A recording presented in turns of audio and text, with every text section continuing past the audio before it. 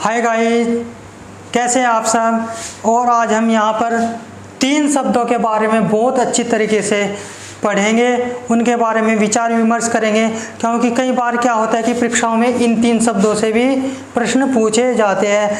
यहाँ पर हम आपको अच्छी तरीके से गुणवत्तापूर्ण तरीके से सब कुछ विस्तार से पढ़ाएंगे, जिससे कोई भी कंटेंट छूट ना पाए और जो आपके 30 में से 30 नंबर 100% आ जाए।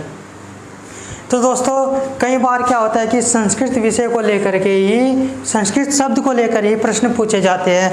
और उसमें कई बार पूछा जाता है कि संस्कृत शब्द में कौन सा उपसर्ग है, संस्कृत शब्द में कौन सी धातु है, और संस्कृत शब्द में कौन सा प्रत्यय है, संस्कृत शब्द में कौन सा आगम है। तो दोस्तों, सबसे पहले हम यहाँ पर ये क्लियर कर लेते हैं, जो संस्कृत शब्द है, संस्कृत शब्द का अर्थ होता है शुद्ध और परिष्कृत। शुद्ध परिष्कृत, संस्कृत शब्द का अर्थ क्या है? शुद्ध और परिष्कृत। तो दोस्तों, संस्कृत शब्द में सम उपसर्ग पूर्वक है। सम, आप दोस्तों आपने पढ़े होंगे उपसर्ग, तो संस्कृत शब्द में सम उपसर्ग है। और डू क्रिया करने, क्रि धातु है। क्रि क्या है? धातु। क्रि क्या है? धातु है। और क्या है? कतः प्रत्यय है। जब मैं आपको आगे पढ़ाऊंगा प्रत्यय, तो दोस्तों आप सब अच्छी तरीके से जान जाएंगे प्रत्यय क्या है, धातु क्या है और उपसर्ग क्या है। तो केवल यहाँ पर आपको केवल यही याद रखना है कि संस्कृत शब्द में सम उपसर्ग है, क्रि धातु है और कतः प्रत्यय है, और सुट का आगम होता है। सुट, सुट क्या है? आगम। सुट का आगम होता है, तब जाकर के हमारा संस्कृत शब्द बनता है। दूसरा शब्द है हमारे पास भाषा।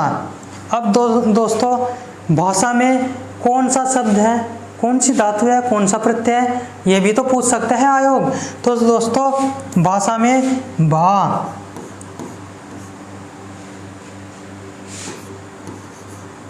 भास धातु।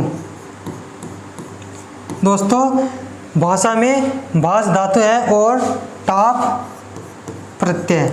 इन 2 शब्दों से, इन 2 प्रत्ययों से, धातु से और प्रत्यय से मिलकर के हमारा भाषा शब्द बनता है दोस्तों। और हमारा क्या होता है? व्याकरण। व्याकरण में कौन सा शब्द सबसे ज़्यादा जो पूछे जाने वाला प्रश्न है वो व्याकरण से ही संबंधित पूछे जाते हैं कि व्याकरण में कौन सा तो उपसर्ग है। तो दोस्तों, इसमें कौन सा उपसर्ग है? वी। और कौन सा? वी उपसर्ग पूर्वक। वी आंग उपसर्ग पूर्वक। ये 2 व्याकरण शब्द में 2 उपसर्ग है, जबकि संस्कृत में केवल 1 उपसर्ग है ये। और व्याकरण शब्द में कितने उपसर्ग है? व्याकरण शब्द में 2 उपसर्ग, वी और आंग। प्लस धातु कौन सी है व्याकरण में? क्रि धातु। और क्रि धातु। और प्रत्यय कौन सा है? ल्युट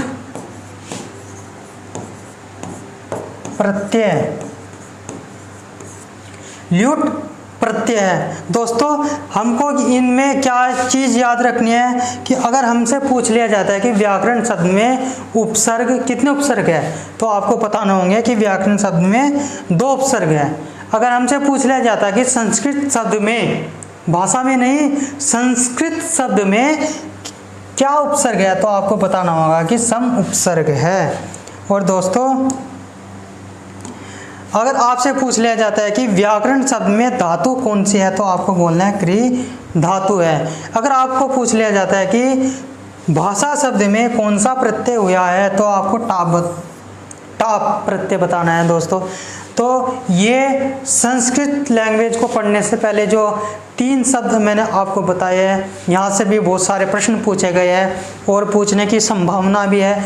और इतना भी होना चाहिए कि जब हम संस्कृत लैंग्वेज को पढ़ते हैं तो इन 3 शब्दों को हमें अच्छी प्रकार से आना चाहिए। इनकी भाषा, इनमें उपसर्ग, इनमें क्रि धातु, कौन सी धातु है, कौन सा उपसर्ग है और क्या क्या चीज़ है और ये कैसे शब्द बनते हैं, ये चीज़ हमें बहुत अच्छी तरीके से आनी चाहिए दोस्तों। कल से हम स्वर व्यंजन संस्कृत की वर्णमाला पर बातचीत करेंगे कि संस्कृत में कितने वर्ण होते हैं और स्वर कौन से हैं, व्यंजन कौन सा है, ये बहुत अच्छी तरीके से आपको बताया जाएगा।